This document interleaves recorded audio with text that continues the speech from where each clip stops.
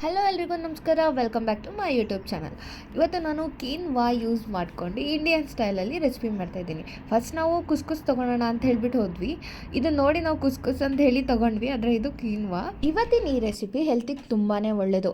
ಈ ರೆಸಿಪಿ ಮಾಡೋಕ್ಕೆ ಒಂದು ಕ್ಯಾರೆಟು, ಸ್ವಲ್ಪ ಬೀನ್ಸು, ಬಟಾಣಿ, ಹಾಗೆ ಕ್ಯಾಪ್ಸಿಕಮ್ಮು, ಹಾಗೆ ಕಾರ್ನ್ ಮತ್ತು ಸ್ವಲ್ಪ ಇಂಡಿಯನ್ ಟಚ್ ಕೊಡೋಣ ಅಂತ ಹೇಳಿ ಮೆಣಸಿನ್ಕಾಯಿ ಮತ್ತು ಈರುಳ್ಳಿ ಇಷ್ಟನ್ನು ತೊಗೊಂಡು ಎಲ್ಲದನ್ನು ಚಾಪ್ ಮಾಡಿ ಇಟ್ಕೊಳ್ಳೋಣ. ನೀವು ತುಂಬ ವೆಜ್ಜಸ್ ಹಾಕಿದಷ್ಟು ಈ ರೆಸಿಪಿ ತುಂಬಾ ಚೆನ್ನಾಗಾಗುತ್ತೆ. ಹಾಗೆ ಬಟಾಣಿ ಮತ್ತು ಕಾರ್ನ್ ಸಹ ಒಂದು ಪ್ಲೇಟಿಗೆ ಎತ್ತಿಟ್ಕೊತಿದ್ದೀನಿ.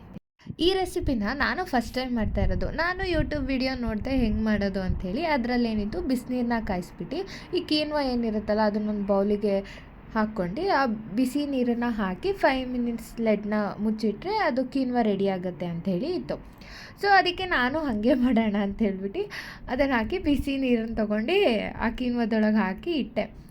ಅದು ನೋಡಿದರೆ ಏನೂ ಕುಕ್ ಆಗಿರಲಿಲ್ಲ. ಆಮೇಲೆ ಏನು ಮಾಡೋದಪ್ಪ ಅಂತ ಯೋಚನೆ ಮಾಡಿ, ಸರಿ ಮತ್ತೆ ಇನ್ನೂ ಸ್ವಲ್ಪ ನೀರು ಹಾಕ್ಬಿಟ್ಟು ಮತ್ತೆ ಕುಕ್ ಮಾಡೋಣ ಅಂತ ಹೇಳ್ಬಿಟ್ಟು ಒಲೆ ಮೇಲೆ ಇಟ್ಟೆ. ಸದ್ಯ ಒಂದು 10 ಮಿನಿಟ್ಸ್ ಒಳಗಡೆ ನೀಟಾಗಿ ಕುಕ್ ಆಯಿತು.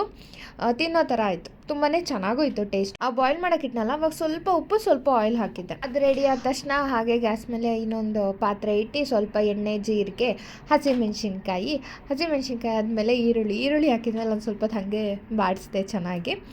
ಅದಾದಮೇಲೆ ಸ್ವಲ್ಪನೇ ಇದು ಗಾರ್ಲಿಕ್ನ ಚಾಪ್ ಮಾಡ್ಕೊಂಡು ಗಾರ್ಲಿಕ್ ಹಾಕಿದೆ. ನೆಕ್ಸ್ಟ್ ಚಾಪ್ ಮಾಡಿ ಇಟ್ಕೊಂಡಿದ್ನಲ್ಲ ಕ್ಯಾರೆಟು ಮತ್ತು ಬೀನ್ಸ್ನ ಹಾಕಿದೆ.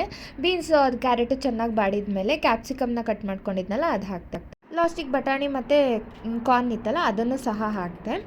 ಅದು ಹಾಕಿದ ಮೇಲೆ ಲಾಸ್ಟಿಗೆ ಒಂದು ಸ್ವಲ್ಪ ಇಂಡಿಯನ್ ಟಚ್ ಕೊಡೋಣ ಅಂಥೇಳಿ ಪೆಪ್ಪರ್ ಪುಡಿ ಸಹ ಸ್ವಲ್ಪ ಹಾಕಿದೆ. ಹಾಗೆ ಸ್ವಲ್ಪ ಉಪ್ಪು ಹಾಕಿದ್ದೀನಿ ವೆಜ್ಜಸ್ಸಿಗೆ. ಫೈನಲ್ ಆಗಿ ಕೀನ್ವನ್ನು ಸಹ ಹಾಕ್ತಾಯಿದ್ದೀನಿ. ಎಲ್ಲದನ್ನು ಒಂದು ಸತಿ ಮಿಕ್ಸ್ ಮಾಡಿ ಲೆಡ್ನ ಮುಚ್ಚಿಟ್ಟೆ. ಫೈನಲ್ ಆಗಿ ಲೆಡ್ನ ತೆಗ್ದು ನೋಡ್ತಾ ಇದ್ದೀನಿ, ಎಲ್ಲ ವೆಜ್ಜಿಸ್ ಜೊತೆ ಕಲರ್ಫುಲ್ಲಾಗಿ ತುಂಬಾ ಚೆನ್ನಾಗಿ ಕಾಣಿಸ್ತಾ ಇದೆ. ಟೇಸ್ಟ್ ಸಹ ಚೆನ್ನಾಗೇ ಇತ್ತು. ಯಾವಾಗಲೂ ಒಂದ್ಸತಿ ತಿನ್ನೋಕೆ ಹೋಗಿ ಪಪ್ಸು, ಪಾನಿಪುರಿ ಆ ಥರ ತಿಂದವರಿಗೆ ಇತ್ತಂದು ಡೈಲಿ ತಿನ್ನಿ ಹೆಲ್ತಿಗೆ ಒಳ್ಳೆಯದು ಅಂದರೆ ತಿನ್ನೋದಕ್ಕೆ ಸ್ವಲ್ಪನೇ ಕಷ್ಟ. ಹೀಗೆ ಹೇಳ್ತಾ ಈ ವಿಡಿಯೋನ ಎಂಡ್ ಮಾಡ್ತಾಯಿದ್ದೀನಿ. ಮತ್ತೆ ಸಿಗ್ತೀನಿ ನಾನು ನೆಕ್ಸ್ಟ್ ವಿಡಿಯೋದಲ್ಲಿ. ಅಂಟಿಲ್ ದೆನ್, ಬಾಯ್ ಬಾಯ್.